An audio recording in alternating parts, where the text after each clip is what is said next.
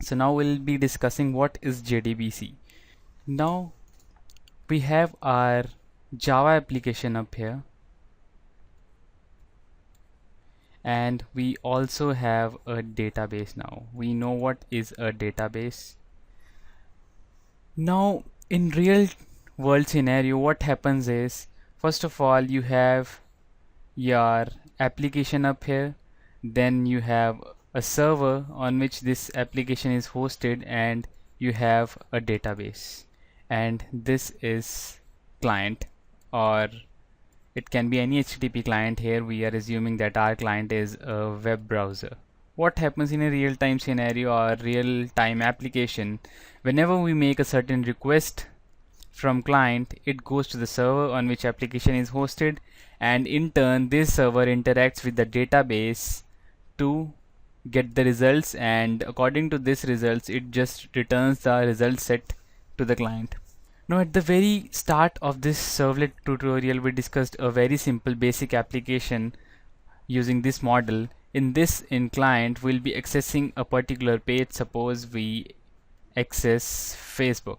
Whenever you try to log into your Facebook, first of all it asks for your username and a password.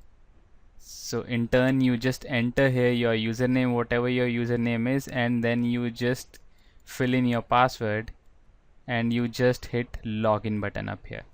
When you hit this login button, the request will contain this username and password, and it will check whether this username and password is correct or not, whether this combination is correct or not.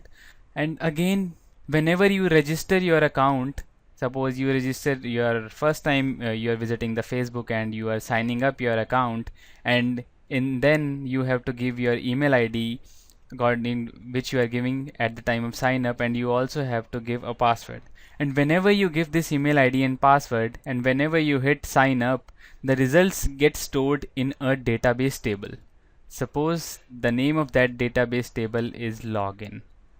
So it will store all the details of your data of your username and password, and when your account has been registered and now you want to sign into your account, and when you will hit give this username and password, it will go to the database table in which your username and your password will be stored.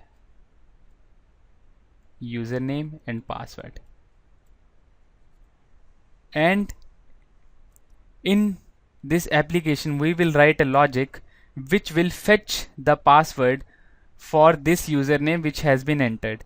If that password which you have entered up here is matching with the password which is retrieved from the database for your username, suppose your username is ABC or anything and your password was 123, and now you are logging in with ABC username and you are giving password as 123, first of all request will go, and according to your username we will fetch a password from database.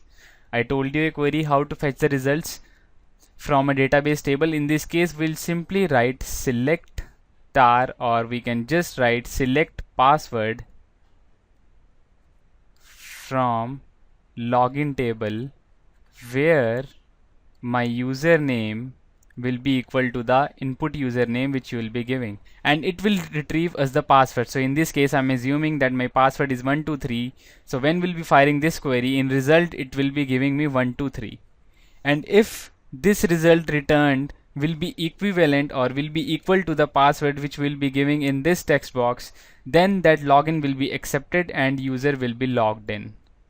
And if the password which is retrieved from the database will not be matching with the password whatever we'll be giving up here, then that is invalid login, and we'll just redirect the user to an error page saying that your password is incorrect. So basically we just use database tables to store the data. Database tables can store large amount of data, and we discussed separately our Java application and our databases. Now how to integrate Java application and database. We have this Java application up here, and we have this Oracle DB. We'll be using Oracle database for this tutorial.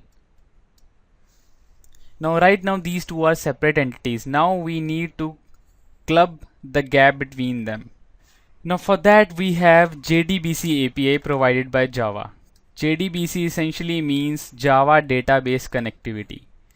JDBC API is used to connect a Java application to a database, and we can connect Java application to many databases. Like we can connect it to Oracle database also, we can connect it to MySQL also, and many more. So JDBC is used, and now you can see JDBC is a standard Java API for database independent connectivity between the Java programming language and a wide range of databases. As I told you that we can connect wide range of databases with JDBC. Now this is the simplest structure of JDBC. Now first of all, on the top we have our Java application, then in the middle it is sitting JDBC API. With JDBC API will be connecting our Java application to database. And in turn here we have Java Database Manager, Java Driver Manager, JDBC Driver Manager. We'll be discussing what JDBC Driver Manager essentially means. And JDBC Driver Manager in turn provides various drivers. I'll tell you what does this mean.